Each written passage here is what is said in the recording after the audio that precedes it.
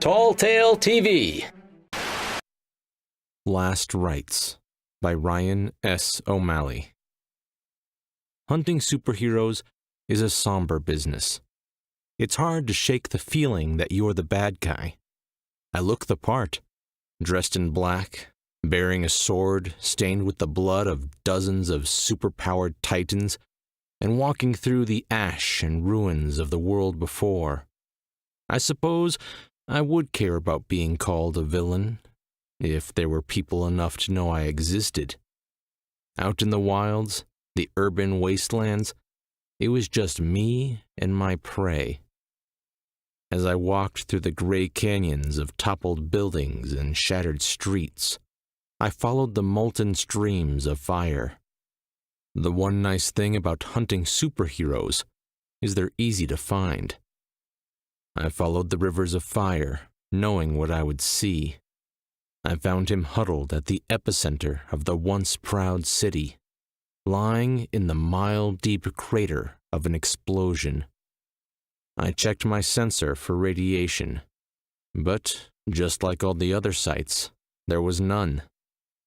Fire and earth had torn itself apart through the wills of people who had set the world on their shoulders. He was less gaudily dressed than most. The tatters of an all-black cape clung to his ash-peppered jumpsuit. Scars innumerable showed through the gashes in the suit, giving the man himself a gray pallor. He knew I had come, but, like most, he didn't seem to care. A few would fight back, raise the powers of the earth against me in one last shout into the void into which the world had fallen. But there was one thing all superheroes had in common. They all wanted to die. The ones who fought didn't realize it until my sword delivered death's cool embrace. Most, like this man, saw death in my approach and blessed me. So still was the man in front of me. For a moment, I wondered if he had passed from this life to be one with this great monument of the world before. But no, he looked up at me, his eyes orbs of murky gray, the curse of immortality written in his soul.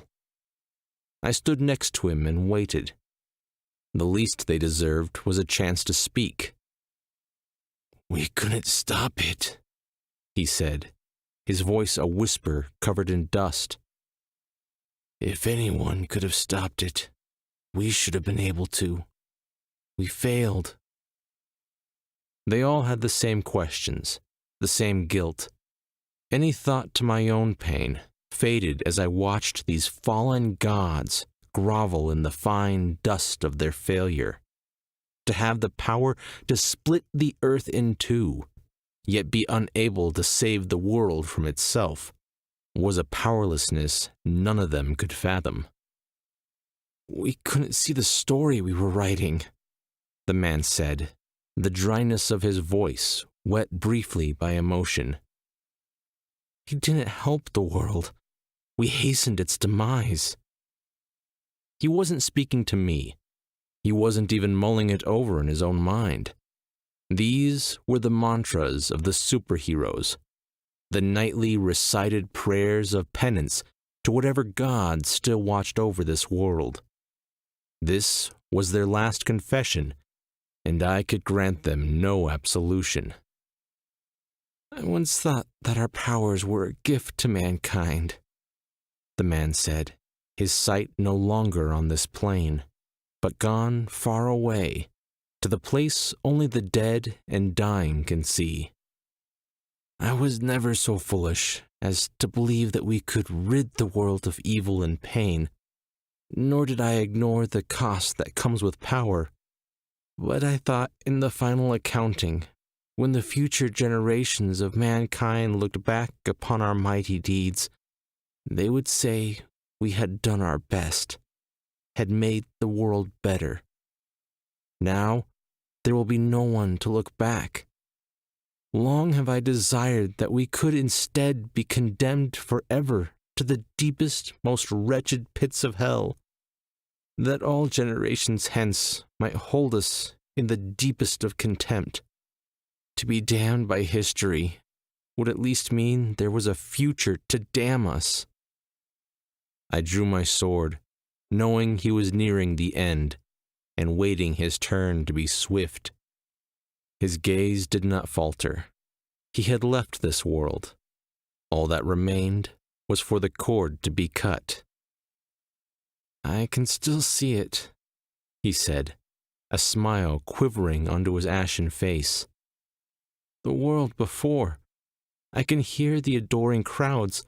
I can feel the bark of trees, smell the clean wind, taste the cool water. But the colors, they all seem wrong, somehow too bright, somehow too pure." His eyes seemed to leave the plane they were drifting off into and return to me. How could we have lived with such colors and not been constantly mesmerized by their glow? "Our minds were filled with ash," I said. "We only miss the colors now that our thoughts have replaced them." He nodded, a child content with their parent telling them that rain is just the angel's tears. He saw the sword for the first time, and I was surprised to see fear come to his eyes. "Promise me," he said, his body having become straight and still, "it won't hurt." "Not a bit," I said, and I killed him. For a moment, I stand over the body. Every time I kill one of them, I feel as if there should be more, as if lightning should split the sky or the earth tremble. I think to a story of the world before, a story of a madman, and I, like him, wonder, who can wash away the blood from my hands?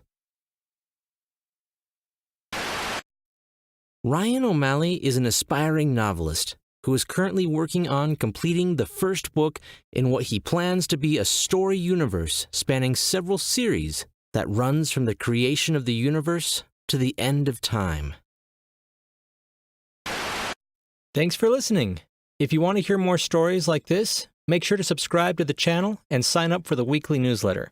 I'm Chris Herron, and that's it for today's Tall Tale TV.